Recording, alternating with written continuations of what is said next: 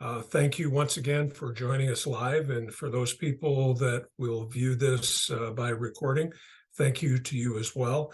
We appreciate your participation and your support. Hopefully you find something helpful in each one of these training sessions. By all means, we're interested in your feedback, not only in terms of clips that are submitted, but also ways that we can improve this process.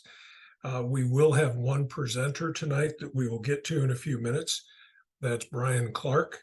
He will present 4 plays from their game last week at Heartland. I'd also like to mention that when we have a chance to meet each other in person, by all means, please come up and introduce yourself. Damon Smead did that Saturday night at Wayne State. I was there observing the D2 crew, and towards the end of the game came down to meet the crew to go inside, and he was over involved with the chain crew. So it was nice meeting him in person. So please take those opportunities when and if they come along. All right, without further ado, let's jump into our plays for tonight. We will move through many of them very quickly, which is our custom, because the idea is to point something out. They don't necessarily have great philosophical background or need a great deal of time. They're more in the frame of reminders. So this first clip is going to be 14. We're going to get a rolling punt. And you've heard me, go ahead and run it, Gregor. You've heard me talk ad nauseum about the fact that we need to stay behind kicks, even when they're rolling, because what happens is when we stay ahead of them or even with them, we're focusing on the ball, and that's about all we can see. If we stay ahead of them, in other words, further downfield, we can still see the ball, we can see players around it, but we have a much better perspective rather than having 4 eyes, 2 sets of eyes on this rolling kick. So there is a reason for the mechanics, and I probably need to do a better job of explaining why things are certain ways mechanically, so that you can understand them and be more likely to implement. Okay, next clip should be number 50. Now, this is going to be more of a general clip. It's going to come in the middle of the field. And what we're going to get is the quarterback tackled. And then what you're going to see is a pickup and a slam down. Now, anywhere on the field, end zone, in the offensive backfield, on a punt, any scenario that you have, when you have one player lift another player and slam them down, that is a UNR, and it's one that we absolutely have to get. This is a safety foul for any player. This happens to be the quarterback, which, of course, we know philosophically we want to attempt to protect to the degree that we can, because normally the backup quarterback is not going to help the game, and we want a well-run game. So anywhere on the field, get this down for UNR. All right, next clip should be number 94. Now, this doesn't directly relate to deep wings, but we do talk about things periodically. You hear me talk about linemen being in ineligible positions, gaining an advantage either in pass protection or pulling and trapping and so on. Here's an example of the fact that you can pull or trap and still be legal. Both the right tackle and the right guard are legal because they are breaking the waistline of the snapper. They are off the line a bit because they do want to come down the line, the guard does for sure, to execute either a pull or a trap. So it can be done legally. We just need to make sure that our linemen are breaking the waistline of the snapper and that we use preventative measures to attempt not to have to call this procedural foul. But in spite of warning that would occur to the player, the quarterback, and the coach, if the player will not get into a legal position, flag them, and they will very quickly thereafter. All right, number 99. You know, we talk a lot about cushions. We just talked about a punt cushion. Here's a play that we create problems for ourselves because of lack of cushion. So if we go back to the origin of this, I think the guy lost his feet over there. So if we go back and look at this, one of our fundamental problems is, my guess is that the deep wing assumes that this player is going to be taken out of bounds. And he does a really nice job with a tight rope and continues downfield, and we're caught flat-footed. This is a foot race that we are not going to win. There is no way that, unless this player cuts back, that we stand any sort of a chance of staying ahead of this play. Because of this, we are totally in a defensive mode.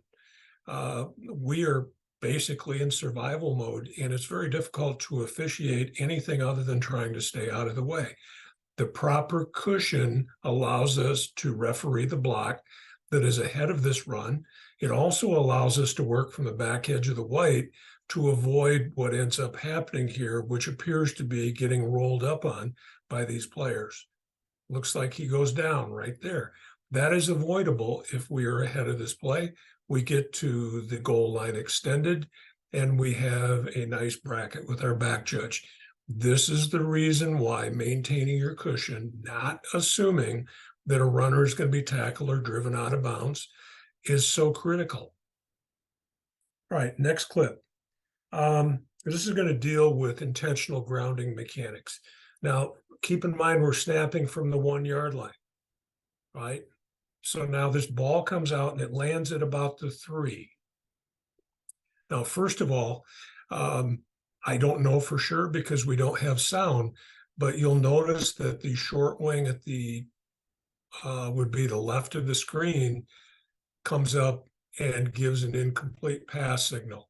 I don't see the referee with the whistle in his mouth. Now I see him signaling. We want the referee to make the first decision in terms of whether this is a forward pass or not.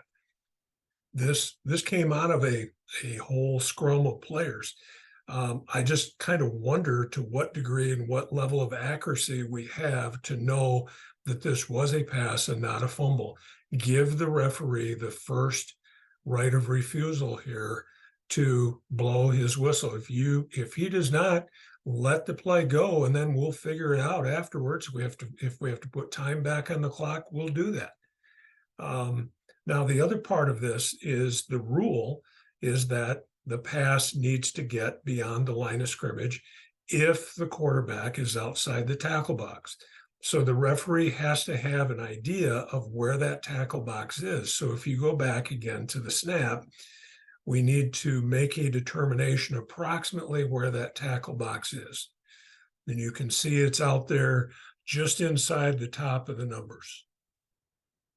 Okay.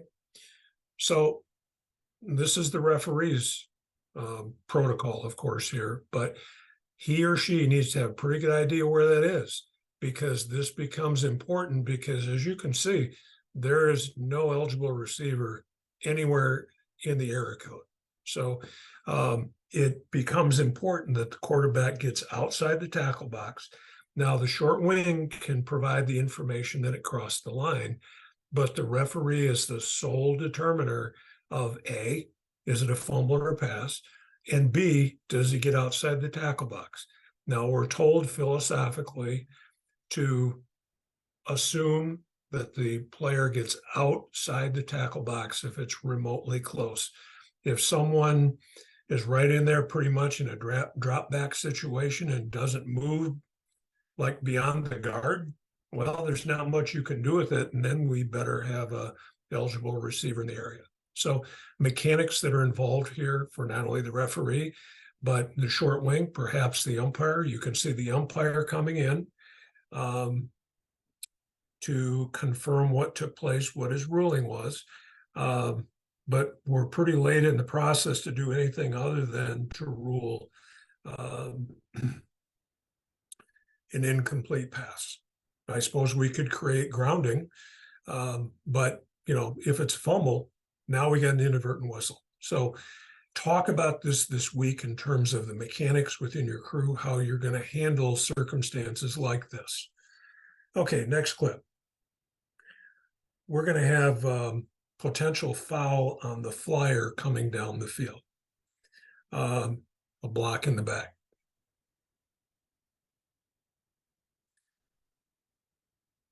Play is going to go wide. Now, the first decision, first of all, mechanically, again, a reason why we have to stay behind the kick return. If you back that up, Gregor, first of all, the first thing that we need to do is to follow the first threat down the field. Oftentimes it's the flyer, but not always. So the first threat is this brown shirt that's at about the hash mark. He is the widest guy, right? So the first thing we got to do is to clear that block. Now that appears, this player number 5, I believe, is in chase mode. Well, there's another one that comes up. So back it up again. Now, deep wings understand that the back judge has to stay with the kick returner until the catch is confirmed. The process is completed, and now we have a return. Once the player turns upfield, okay, now the back judge can join the party in terms of point of attack. Until then, he's got to secure the kick returner, protect the kick returner in the event that we have KCI and other factors. So don't look for the back judge to get involved with decision-making until the return is on its way. That's a very quick transition for the back judge to throw on that block in the back. Now, in this particular case, it appears that he's correct. This is chase mode.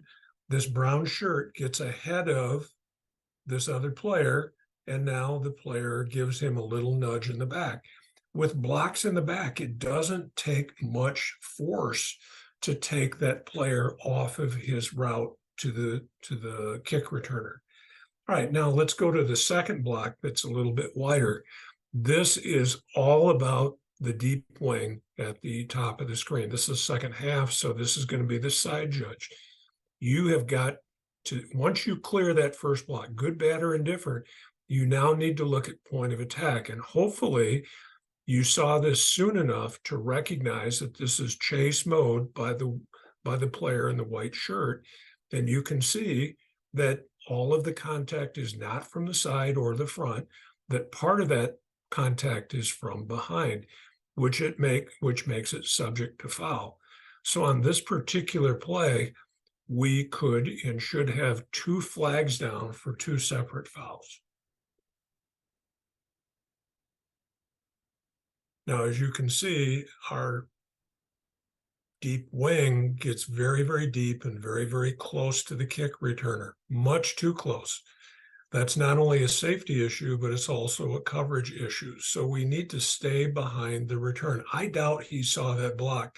Now, if you're a short wing, you might have situational awareness and see, okay, they're tied up with something else. There's a block in the back. I don't have anything else to be looking at here. I'm going to pitch my flag in there because I saw it beginning to end. That's good officiating. Now, the other thing that happens, for some reason, our short wing penetrates too far downfield. Maybe he's looking at blocks, what have you. But you can see that even during the return, he's going to move up for some reason. I don't know why he moves up. If anything, he should be retreating to goal line extended to receive this play at the goal line. We end up trailing this unnecessarily. So there are several mechanical things here for the back judge, the deep wing, and the short wing that we need to take into consideration. So I think what we'll do, Gregor, is just we'll let it go through once, and then I'll see if I can get you to stop it. What this is going to be is this is a 2-point try. It's a pass play that goes into the end zone and threatens the sideline here. Okay. And kind of what I want to highlight here is if you can play it again and try to stop it right about the time the receiver catches the ball. A little bit further. I know it gets really grainy. Okay, we're right about here. So you can see here that the short wing and the deep wing, they've started this play in really good position. They're both really deep off the pylon, in great position to rule on this sideline threatened here. And as the player comes down, what I really like is their communication between each other. kind of, if you, I don't know if you can let it roll or not, because I think it's going to get really blurry, but being there, you can see here that they kind of take a peek at each other, make sure they don't have any difference of opinion. They didn't see anything different. And then kind of simultaneously, they both rule that this catch is no good and that the player is out of bounds. And they both use the correct mechanics here kind of together. So boom. So we got a scoring play or scoring try. It's just catch, no catch with the sideline threatened here. And I think it's really good mechanically to start the play. And then I think they communicate really well and get the signals together. Brian, I agree with your commentary there. I would add one other thing for our short wing. This is first half, so this is going to be our H. Yep. Remain stationary at goal line extended. There's no need to step up to the pylon. There's no value added there. Stay right where you started. You can see the line clearly. You've already made your determination that he came down out of bounds. So just stay stationary there. You can look at your deep wing, get your visual and verbal confirmation, and make that signal from the limit line.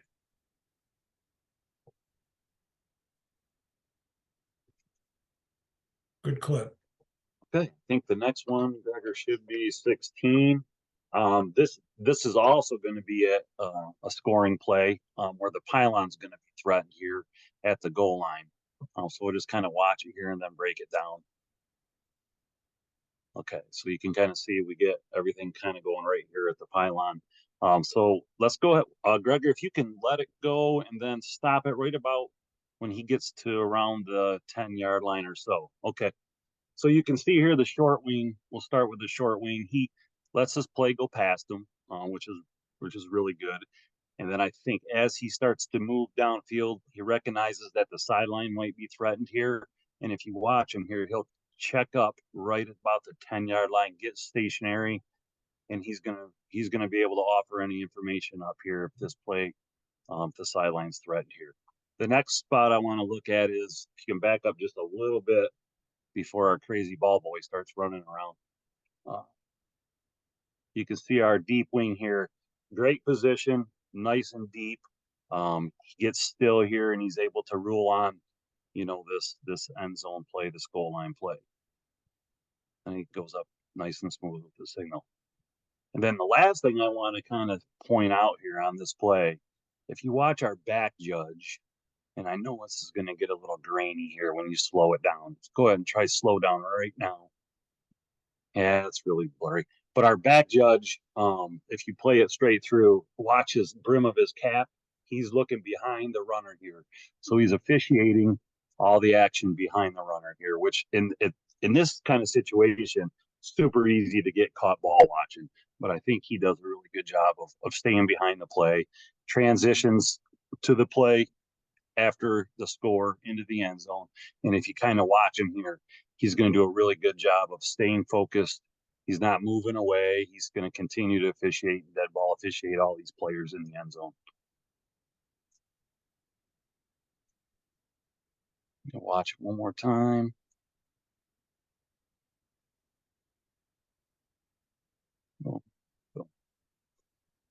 All right, so I just think a really good job on a tight play on the pylon, another scoring play, which, as we all know, are the most important plays of the game. And I think these three gentlemen do a great job mechanically of being in good position to make a ruling on this.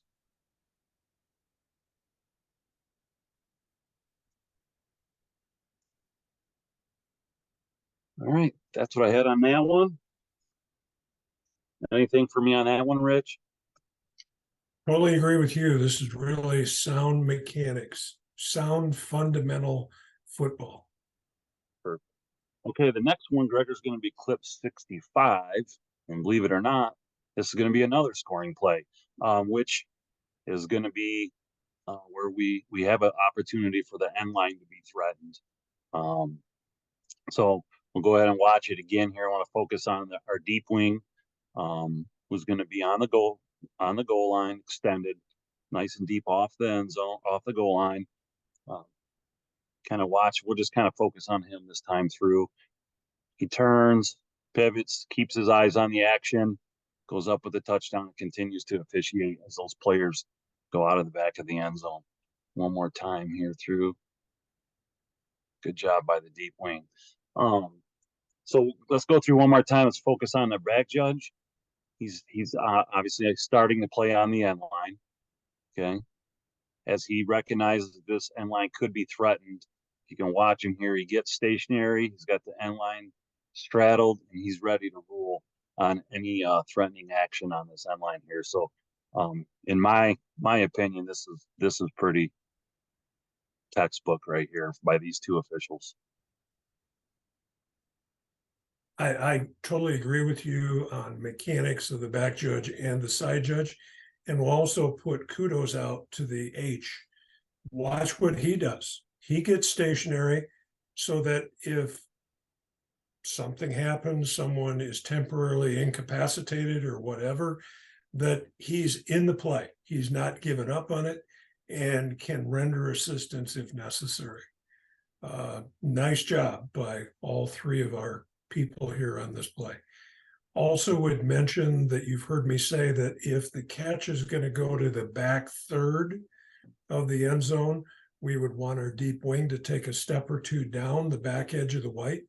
Here, the catch takes place about the midpoint of the end zone. So the side judge makes a correct judgment to remain stationary, follow the player to the ground to make sure that he survives the ground. Back judge, same thing. You'll notice very little movement. He starts in the middle of the field, does not move a great deal, gets stationary at the mesh point, and is in perfect position to confirm the catch.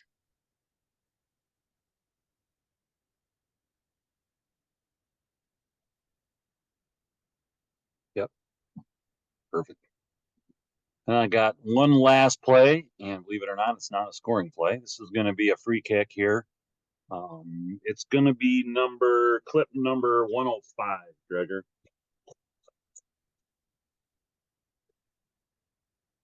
And this may look peculiar to you here, considering we're starting on the other side of the 50. So we had a personal foul on a try prior to this free kick. So we had a bit of discussion before we came and enforced this penalty. And as you can see here, if you go back to the beginning, and if you can stop it real quick, Gregor, you can notice we are in regular free kick mechanics. Okay. And we were in the fourth quarter. The kicking team is losing the game. As you can start to think about here, we're probably going, we're probably not in the proper positions to rule on this play. So if you go ahead and let it play through.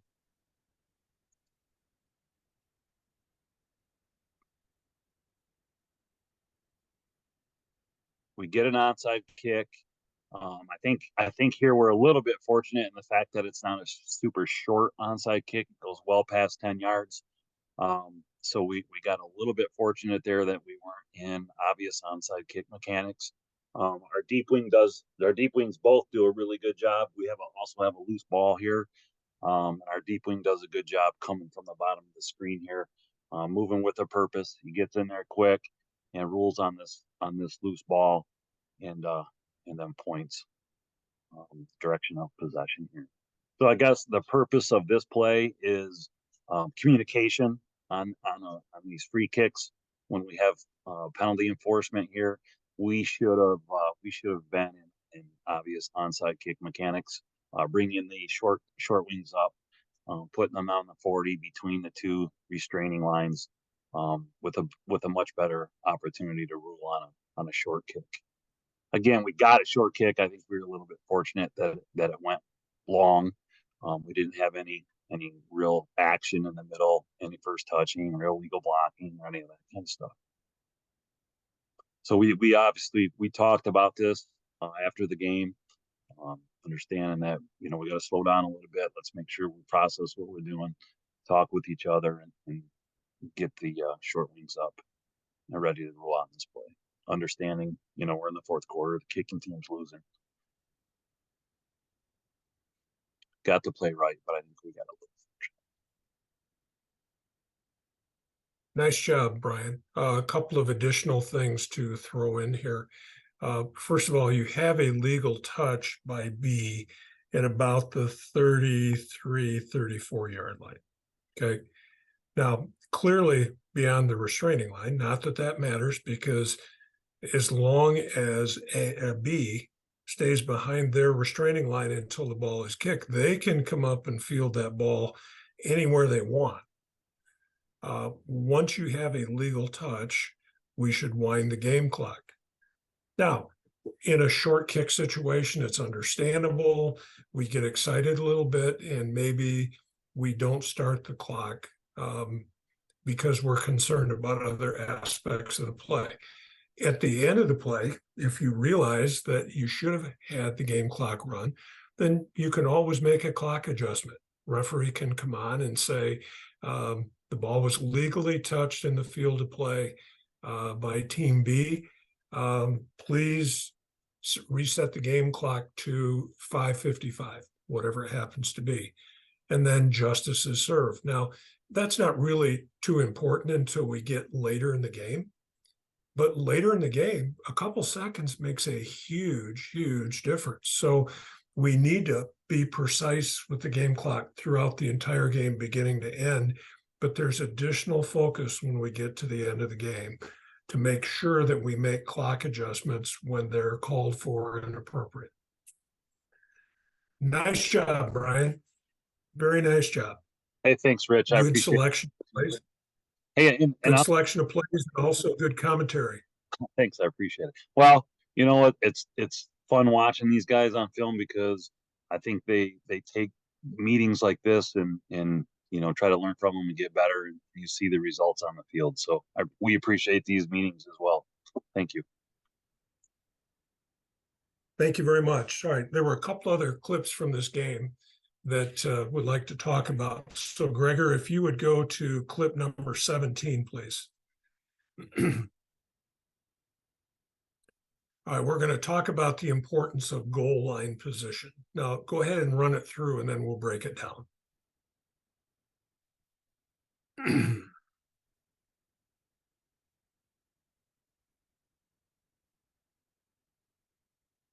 So, right around the goal line, this ball is going to come out. And let's see, this is first half. So this is our H. Is going to make a very decisive ruling that he broke the plane with the ball. And for all we know, and I'm presuming that this man's judgment was absolutely correct, and we're going to go with the call on the field. My point is, it really emphasizes that at all points in the game, why we need to have people at the goal line, where if we are beat in our cushion, and that, we're trying to get to goal line, but we don't quite get there and we're on the move. When we have action at the goal line, we're guessing. We're absolutely positively guessing, unless it's obvious that, like, he's landed in the end zone before the ball comes out, or the ball comes loose and it hits at the 1 yard line. Those could be obvious, either touchdown or fumble. But on the diamond cutters, we need to have either the deep wing or the short wing on the goal line. All right, that's the talking point on that one. All right, number 29. We've talked recently about the importance of out of bounds status or forward progress. Now, this is early in the game, so this is clip 29, but it sets a good tone for the game, for the crew. So when we have a play later in the game where time is really of the essence, we make the same ruling, and it's consistent with how we've handled our game administration throughout the entire game. This is a correct call for forward progress, not out of bounds, and it's the same procedure that we should follow consistently throughout the game. If Team B needs to stop the clock, or Team A needs to stop the clock, they'll have to use a timeout. But this is a legitimate forward progress situation for us. All right, clip 74. This is going to be a good no call for UNR. As you're going to see, there's, is that 74? Okay, yeah, it's a kickoff. All right. What we're going to see is that we're going to have action over here at this close bottom of the screen sideline. And we're going to get a guy that's going to get pushed right at the very end. See the white shirted guy? Now, and the yellow shirt guy comes back. Now, he does not retaliate. If he retaliates and like pushes the guy back, all right, now we're committed to calling the first foul. And we're going to try not to offset those fouls because the instigator is the one we want to get. So unless the guy comes up and slaps him on the helmet, or worse yet, takes a punch at him, we're going to try just to penalize the original foul. In this particular case, there is no secondary foul. There's no retaliation. Now, if 17 goes to the ground, loses his feet, absolutely throw that flag. That's UNR late hit out of bounds. Here, he doesn't lose his feet. Don't get into that. Stay off of that kind of a foul because the net effect is he didn't lose his feet. Make sure you clear those players so that we've got the white shirted players, the visiting players headed to their sideline. And we don't have a secondary act that occurs because we're not on top of it. And you can see we've got an official right there with players at the numbers. So we're officiating a lot of different aspects of this play.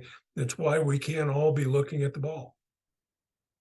Now, let's say that either one of the short wing or the deep wing throws a flag on that last push where the guy doesn't go down. We need to try to talk him or her off of this because this is not a foul that we want because, again, it did not have an effect on this particular play. We want to pick that up rather than leaving down a bad flag. All right. 106. Now, what we're going to get here is we're going to have too many players on defense. And you can see the side judge has thrown his flag. I'm presuming we got a flag out of the back judge and the field judge here.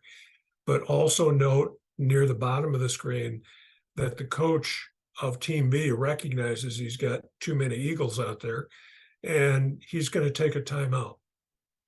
When we can pick up a flag and allow a timeout, we want to do so. So the announcement by the referee would be there is no foul for illegal substitution, timeout, Heartland. So we'll trade the ILS for a timeout. And we're going to recognize it as being at least simultaneous, if not before. Okay, next clip, 134. Now, we want to take into consideration time, score, and situation. And as Brian talked about, we might well have, probably would have been well advised to have 6 in the box on that play that he showed. Well, here we do have 6 in the box. Now, what we're going to get is action in terms of blocking before they're eligible to touch. If you back it up a little bit, you'll see that the ball is actually behind the players that are blocking near the 50, all right? So by definition, they've already fouled. So by rights, we should have a flag down by the deep wing that was lined up at the 50, right? We don't get that. But what we can see here is that the back judge has a flag down and comes in, has a conversation with the official, and we end up getting this right by enforcing the foul. This is a time when you come in and you help out. So as we're getting ready, before we even give the ball to the kicker, both sides of the field, all three of the officials should do a quick huddle and quickly review base responsibilities. The two restraining lines are obvious. The official in the middle has responsibility primarily for illegal touching and perhaps early blocking. The deep wing that starts on the 50, his first job is that restraining line to know if that kick breaks the plane of that line.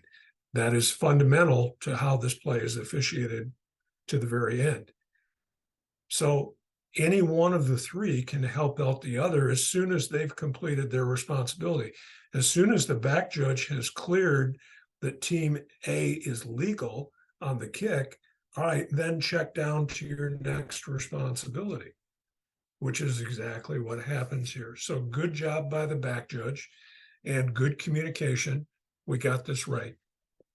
Okay, that's the last group there. What we want to do now, Gregor, is to transition to referee U, to go to our under Toledo Catholic Central.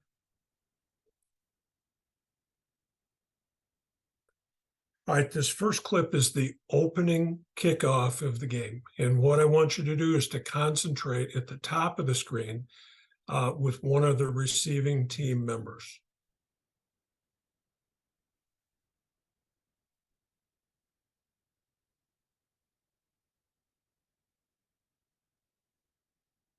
An aggressive block, correct?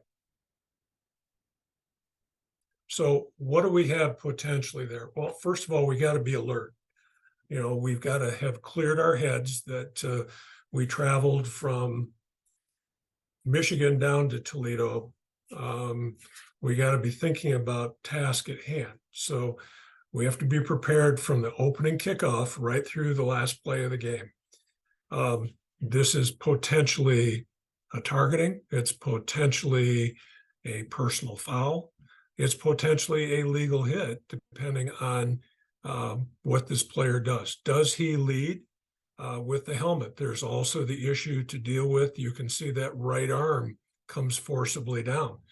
If this lands on any part of that opponent, we have a problem that we're going to have to deal with. And obviously that would be a personal foul, perhaps even an unsporting situation. So if we don't see it, we can't deal with it. And of course, from situations like that is where things can really get out of hand.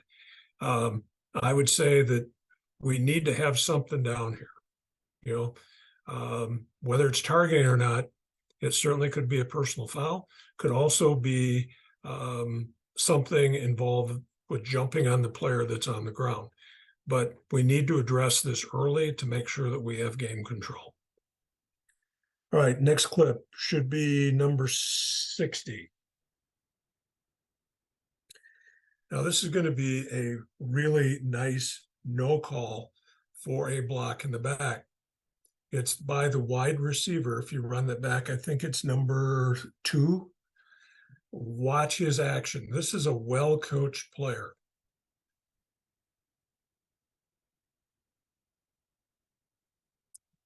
He's going to recognize that this player is coming, and he's going to lead with his hands, and his contact is going to be at the shoulder. Perfect. That's the ideal scenario. No blindside block, no block in the back. Perfectly executed. So either a really smart player or a well-coached player, and kudos to the coach for the training that they've received. All right, the last clip in this package is number 68. Now, what we're going to get is in the middle of the field, we're going to get a player that's going to lose his hat. Now, 56 executes a block up there. Now, is this hands to the face? Maybe. Is this a personal foul for just being up in the headgear? I don't believe that it's a face mask. Potentially could be targeting. In this particular case, it does not look like he leads with his helmet. We probably are not going to make that player defenseless. but we might have a hands to the face or some foul involving the headgear. Now, the other thing that comes up is you can see that this player starts without his helmet. And we know that that's illegal for a player to continue to participate in a play without the helmet. In this case, he takes 2 or 3 steps. He does not engage any opponent. He thinks better of it, whether that goes back to his own judgment of not playing without his helmet, or whether that's the coaching that he's received. He doesn't really actively participate in the play. I'm okay with no foul on the player that loses his helmet.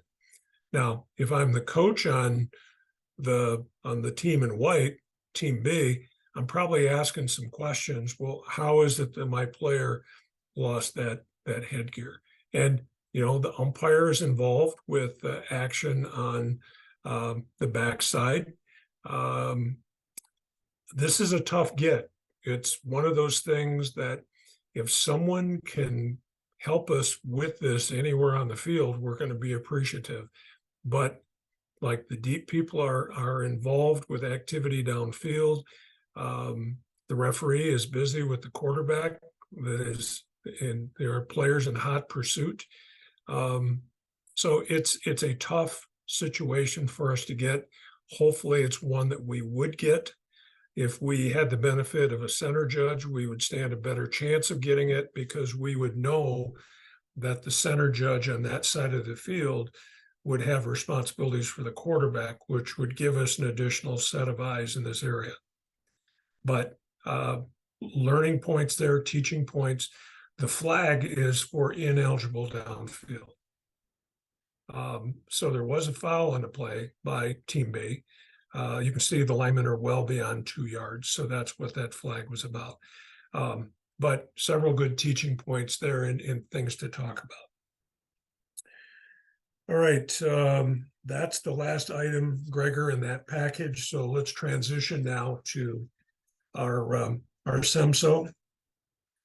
We're doing pretty well for time here. We're going to have some quick hitters coming from some of our games that were played under the SEMSO group. The first one is going to be from Pinckney and Ypsilanti. Now, the question here is this aiding the runner? Now, what you're going to see is that there's some pushing of the runner from behind. Now, we allow the defense to sort of gang up on the guy that's making the tackle and assist him in pushing the runner back. A similar scenario here applies to the runner. If it's the quarterback, then we could have people from behind coming up and adding to the charge. What is a foul is when a player helps another player that is in the process of going down or grabs him and slings him towards the goal line. That would be really aiding the runner in a situation where the runner is still up. At least philosophically, I would say stay off of aiding the runner. So that's the teaching point on that particular play. And by the way, referees or anyone else, if you have issues with that by rule, feel free to put it in the chat and we'll talk about it further. All right, next play. This is going to be a play from the Adrian Jackson game. There's going to be 2 blocks to look at here. So we want to review both from the perspective of all positions across the field. This play is going to go to the top of the screen. So the first decision that we have is right there at about the 40-yard line. So move that back. Please, Gregor, take it back. So here's our first decision. Now let's look at who's going to be looking where. In this formation, we've got double-double. It looks like 24 is outside the tackle. In fact, let's go back to the formation. That's a key point. We need to make a determination what 24 status is. Maybe he is inside the tackle. All right, that's going to affect our keys. We have an unbalanced formation here. Well, I guess it isn't unbalanced, but what we've got now, the four players that are backs would be this wing back at the bottom of the screen, the slot back, the quarterback, and the running back. All right. So because this running back is partially behind the tackle, we're not going to put him in as a receiver. We're going to consider him to be a back, which means that the back judge is going to have the slot back at the top of the screen. Obviously, the deep wing is going to have the widest guy at the top. And let's see, this is first half. So side judge is going to have this guy at the bottom of the screen. So back judge, this first decision is going to be yours in terms of the legality of this block. Okay, so run it till we get to the engagement of those two players.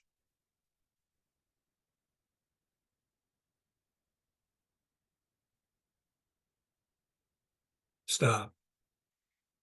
All right, now, deep wing at the top of the screen. Yes, that's your key out there, but they're really not engaged. And there's going to be several seconds before whatever it is they're doing is really going to be pertinent to this play. So you need to widen your vision and you need to have an opinion on the legality of the block that's being executed at about the 40-yard line, and be prepared in the event that we need to get a flag down. All right, so go a little further.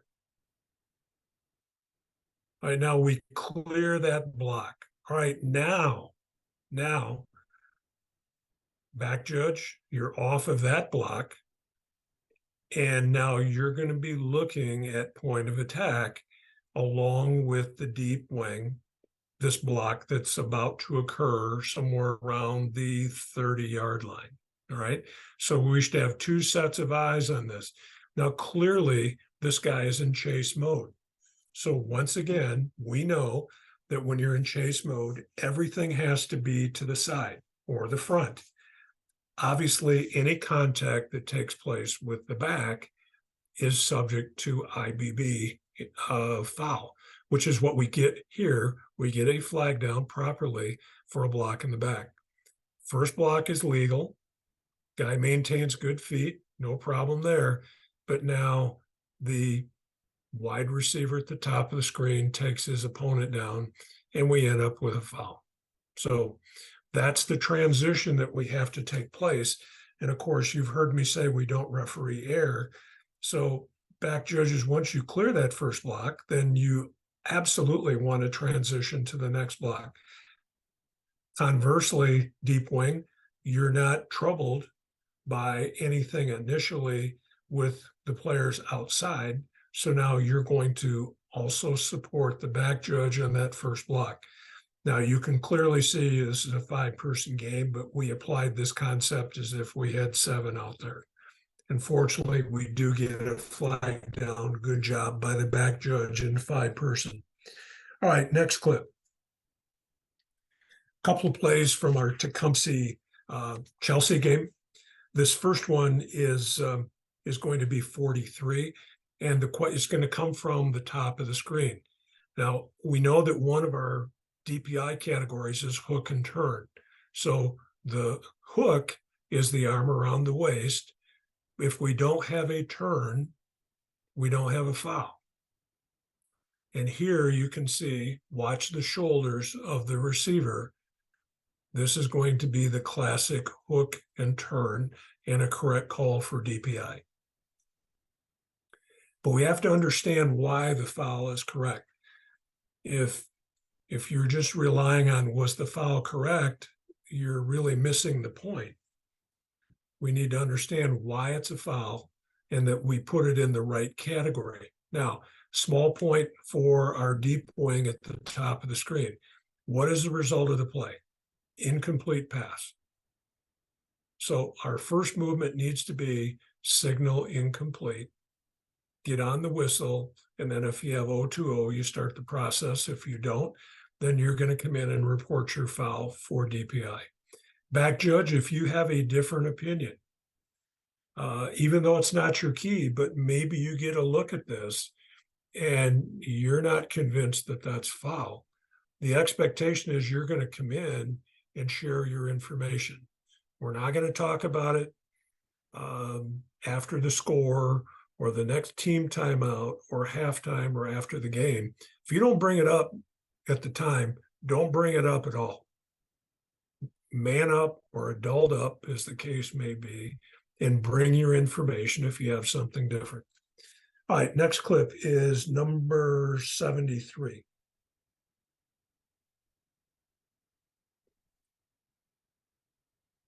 What we're going to get here is a foul for holding on the slot receiver.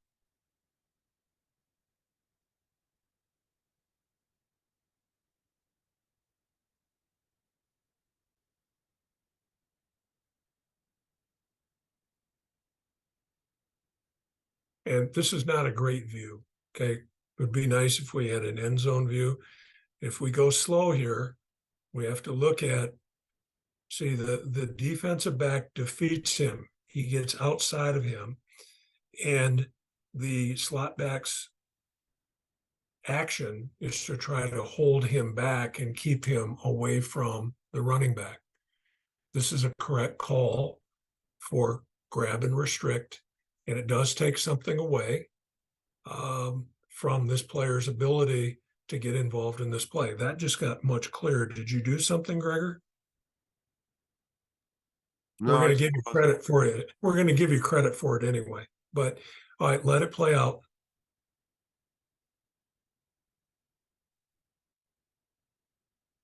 See, he's reaching to try to get out there. So that's a correct call for grab and restrict. All right, next one is number 82. This is going to be a catch, no catch ruling that we're going to make. So we want to not only look at the accuracy of the call, but we want to look at the mechanics of how we handle this individually and as a crew.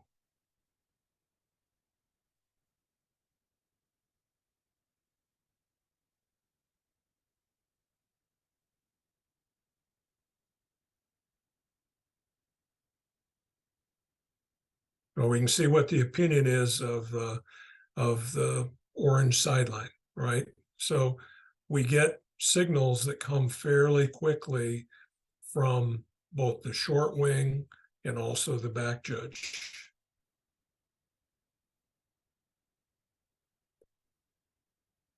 It looks like initially he gets his hands under the ball, but then is not able to secure firm control.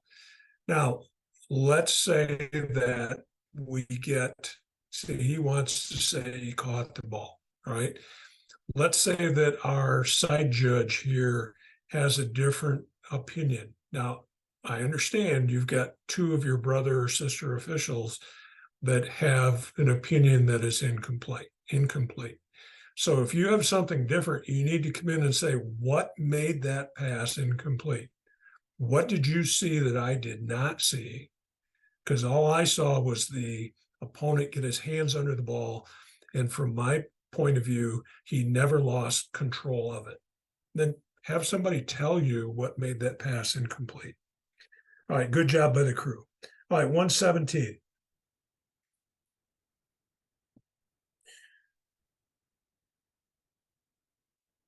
Okay, short kick.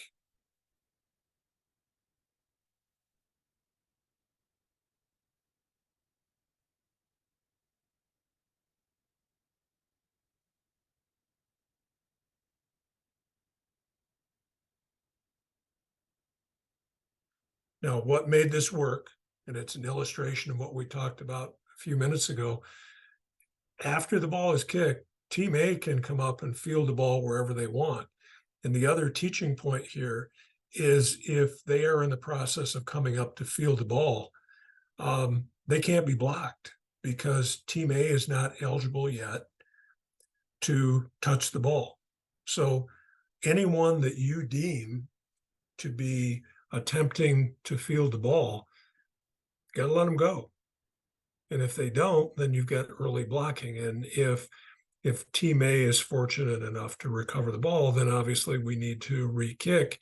But if team A recovers, then they have the option, and I don't know why they wouldn't use the option, of having that foul enforced from where they possess the ball. All right, next clip. Rich, Yes. if I might, this was our crew and this was my play, and that was ruled an illegal pop-up kick. Ah, okay. Let's run it back again. Thank you, John.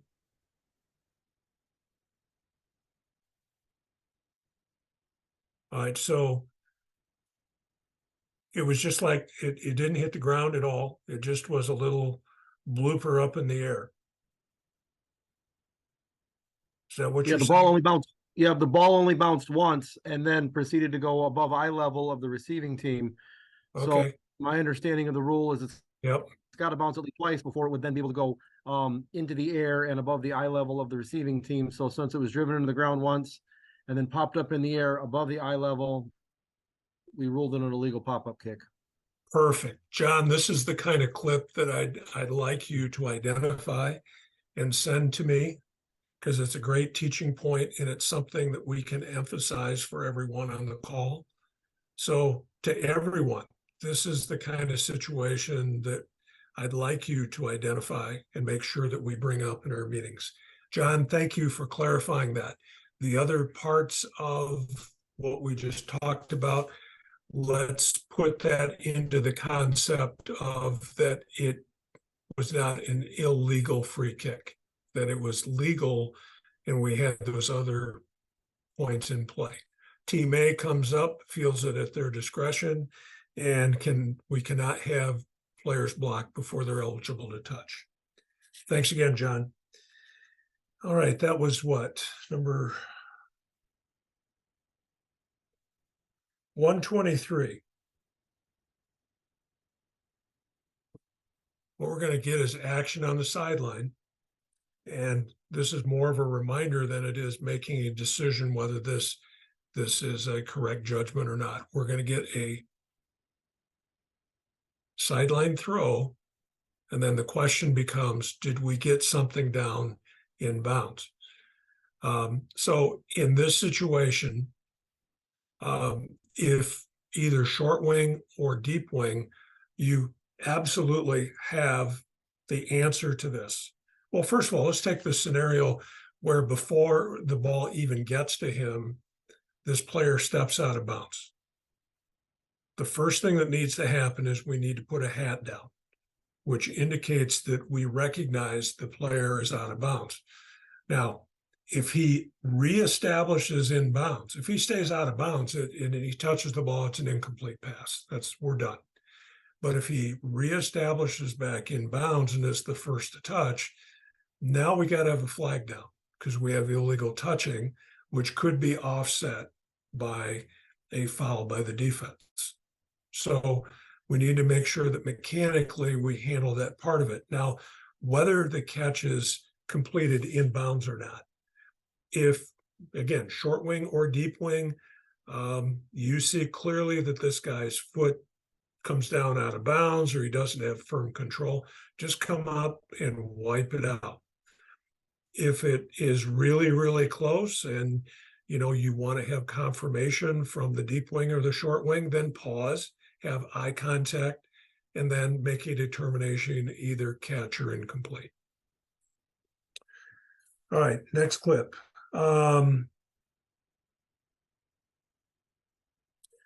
Let's look at 131.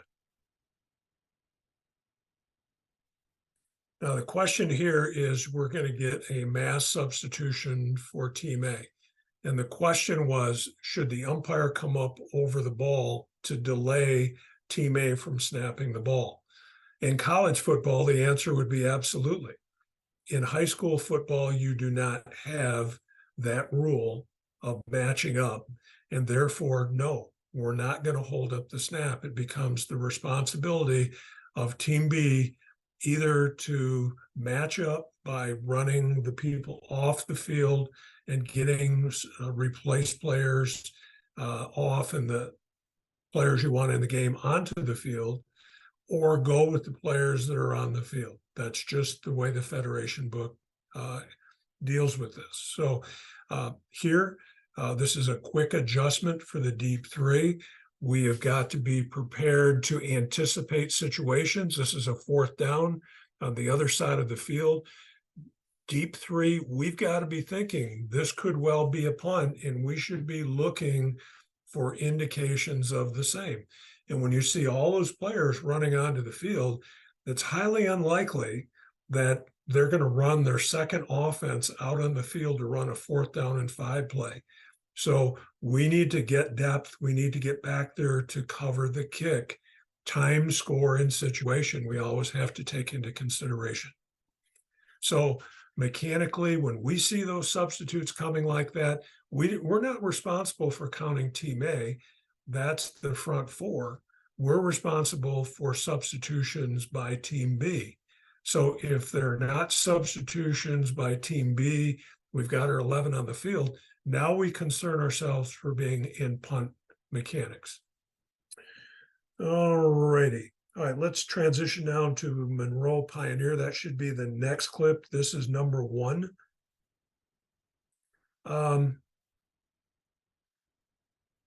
What we want to look at here is the coordination that's required between the front four, the umpire, the 2 deep wings, and the back judge compared to the deep 3.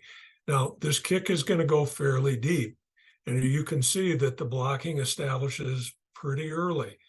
Now, from a deep 4 perspective, when players get down inside about the 25-yard line, it gets really murky. They're a long ways away, and quite often there's traffic in front of them.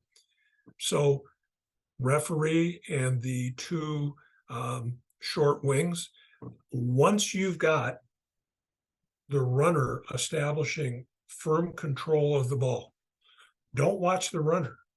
What you need to do is to turn your attention forward to the point of attack. And here we potentially miss a couple of fouls. And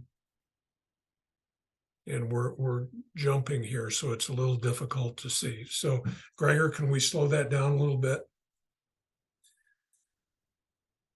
Once the kick returner has gained firm control of the ball, that's where I'd like you to stop.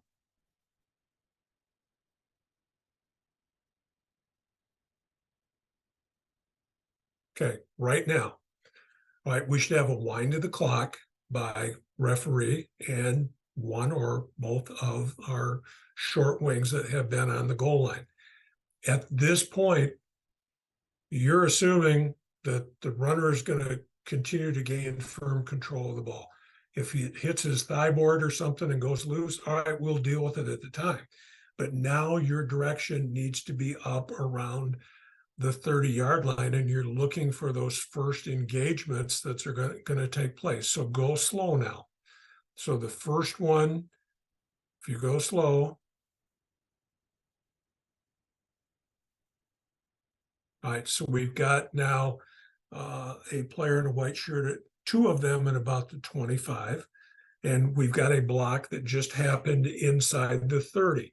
Now on that one, the deep wing on that side of the field should be able to see that block. All right, we should see that one coming, but some of these other blocks that are going to occur are just too deep to expect that our front four are going to be able to accurately make determinations on these blocks. That's where we need referee and the 2 short wings to take control of the point of attack. Okay, let it go a little further. This kick returner is either by aid of good blocks or fouls, depending on how you look at it. Yeah, here's a block coming from number 7 that potentially is a blindside block. Could be a block in the back. Looks like it's from the side, so that one probably is good. Now the kick returner, obviously the short wing at the bottom of the screen has to control that sideline as long as that runner continues to run north and south, unless it's just so very, very obvious and it's just a dirty play. If this guy gets hit, like I think that was 18 there, we're going to give a lot of latitude until this guy lets up and goes out of bounds, and then we're going to protect him. If he stepped out of bounds at about the 30 and he continues to run after the whistle blows, then it's going to take something really big for us to foul that. All right, a couple more and we're going to call tonight. Let's look at number 45. We had a question about hurdling a couple weeks ago, and I'm not sure that my interpretation of it is necessarily consistent with the book, but for me, hurdling means that you're leading with a leg as opposed to jumping over an opponent. The dangerous part of it is that a player gets kicked with a leg of a hurdling runner. Here, this defender, this guy tries to go over the top of him and he gets tackled. To me, that's a football play, and if this runner gets hurt as a result of doing that, that's on him. All right, so let's move on. Hey, Rich, we talked about that at the HVOA meeting, and we determined that his right leg was moving forward like he's in track doing a hurdle, and he actually hits the Pioneer kid in the head with his knee. All right, let's see that again then.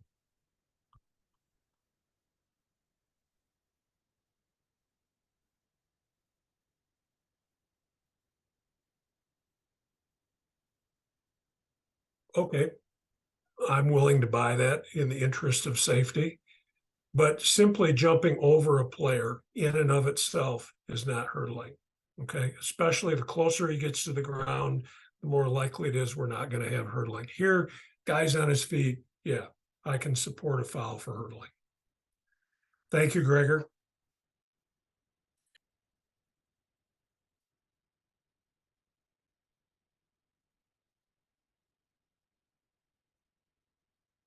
All right, looks like early contact. So let's break this down, first of all, mechanically. This is a 7-person game. So our deep wings are properly positioned at the goal line. Now, the decision that the back judge has to make is if this ball is going to come down in the field of play, then he should stay at the goal line. But you can see here that this pass is going to get into the end zone by 3-4 yards.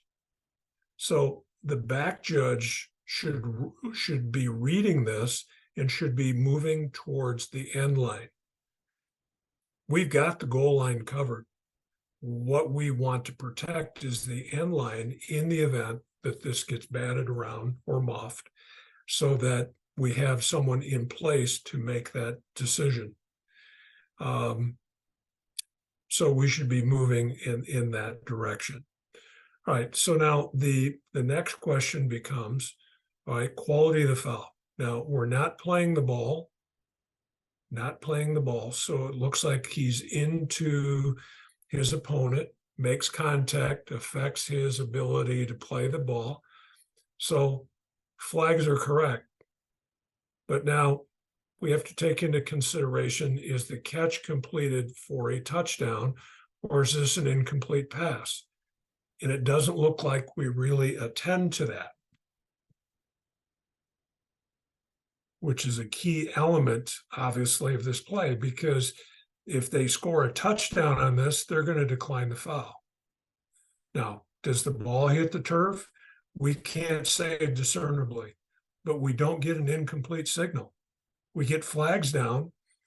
We've determined we've got a foul, and we're now looking at each other and making confirmation like we're pointing at the player that committed the foul. We have to finish the play to determine whether we have a catch or a no catch. And then mechanically, we need to make sure that we get back so that we've got the end line covered. Okay, Gregor, let's stop the video. All right, we went over just a few minutes tonight. Hopefully we didn't displace anyone from their plans. We're headed into week 7. We're officially in the last third of the season. As we've talked about, the rivalry games are in front of us. So we're going to have some crossover games coming up in the various conferences. We are going to have not only teams fighting to get into the playoffs, but we're also going to have teams fighting for home field advantage, high seeding within their brackets. So there's a lot to play for here, and not just with the teams that are contending for the playoffs. I think I've told you this story before, that my oldest grandson, in the last 2 years on the varsity, they won one game. But those games are very important to those kids, even when they're losing, because whether they're seniors or juniors or whatever grade they happen to be, they're important to them. They're important to the family. So there's a lot on the line. And the best thing that we can do is to continue to prepare, communicate, work together as a unit, get better every week, and put our best foot forward every night. That's what's required of us as professionals. In terms of the coaches, they're feeling some pressure, whether it's self-imposed or coming from an external source. We always have to remember that we have to be the adult in the room. Regardless of what's going on over there, we have to make sure that we maintain that proper professional demeanor and that we handle things professionally. And if that includes a UNS for bad behavior, we don't need to make a big scene out of throwing our flag or making somebody look bad. We just put the flag out into the field, and then we report our foul, and away we go. So keep working hard. Once again, thank you for making this a part of your weekly preparation. Hopefully that you not only learn from this, but you also have the opportunity to share this information with other people on your crew. And if nothing else, that it's generating discussion, which is very, very healthy. So safe travels, good health, and we will see you next Tuesday at 8 o'clock. Good night, everyone.